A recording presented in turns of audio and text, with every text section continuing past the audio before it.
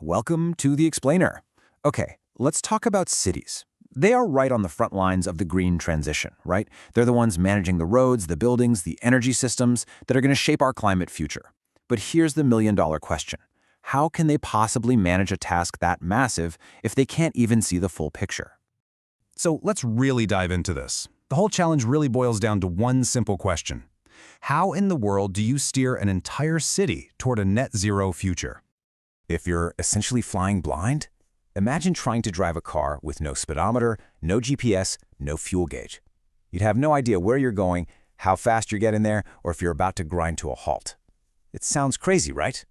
Well, for a lot of local governments, that's pretty much the reality they're facing. They're governing in the dark. Municipalities are the ones in charge of our built environment, the very system that locks in a city's ecological footprint. But so often, they just don't have a clear, simple overview of how it's all performing. And you have to remember, local councils are often made up of part-time politicians who might only meet once a month. But in those meetings, they're making huge decisions on things like zoning or infrastructure that are going to determine the city's climate impact for decades to come.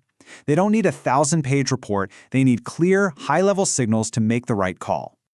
So what's the solution here? How do you give them those signals? Well, this explainer is all about a really powerful proposed answer. A simple indicator dashboard designed specifically for that high-level political oversight. A true dashboard for the city. And this is basically what it looks like.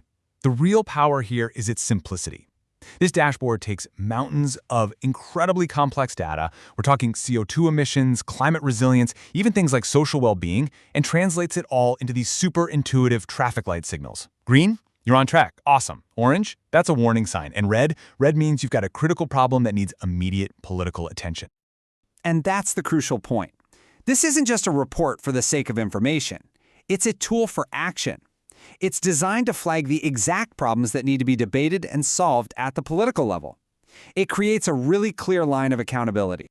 But okay, a simple dashboard sounds great, but how can it actually provide such powerful insights? You're probably wondering what's making it all tick, right? So let's pop the hood and take a look at the engine underneath. Turns out it's all powered by a really robust international standard for something called asset management. That standard is called ISO 55001, and it all kicks off with this incredibly broad definition of an asset. Just look at that. It's anything with potential or actual value. Notice it doesn't say anything about a price tag, and that one little shift opens up a whole new way of looking at a city. And this is what it means in practice. A city's real asset portfolio is enormous. Yeah, of course it includes the obvious stuff like roads and pipes, but it also includes natural assets like parks and wetlands that protect against flooding. It includes intangible assets like zoning rights, and it even includes social assets like the specialized skills that exist within the local community. It's the whole shebang. And this, right here, represents a huge paradigm shift. Traditional financial accounting just asks, what do we own? But this new asset management approach asks a totally different and frankly a way more important set of questions. It asks, what do we rely on? What kind of shape is it in, and what happens if it fails? This shifts the focus from simple ownership to systemic stewardship.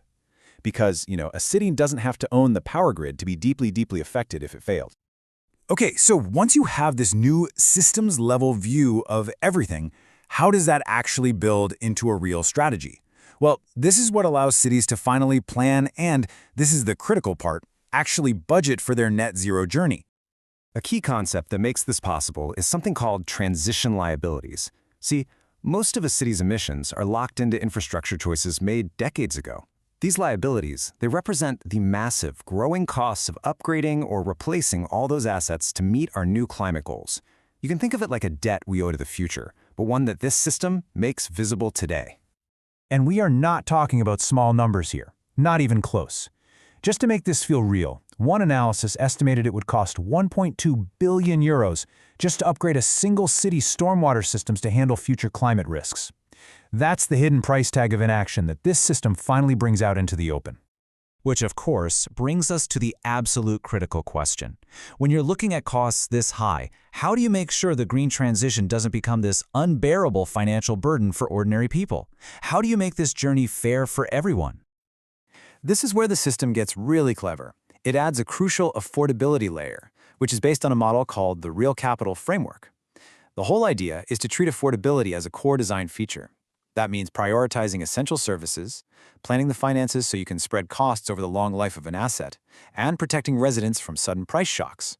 This is what makes the whole transition not just technically possible, but actually socially and politically viable. All right, so let's bring all these different pieces together. When you combine these frameworks, municipalities can finally move from governing in the dark to driving with a clear, forward-looking view of all the challenges and, yes, the opportunities that lie ahead. And this slide just perfectly illustrates the complete model. You can think of it like a three-layer cake for modern governance. On the bottom layer, you've got the asset system from ISO. That's about knowing what you have. In the middle, you've got the impact and affordability logic. That's about understanding the real-world consequences. And right on top, you have the political dashboard, the thing that provides those clear signals for action.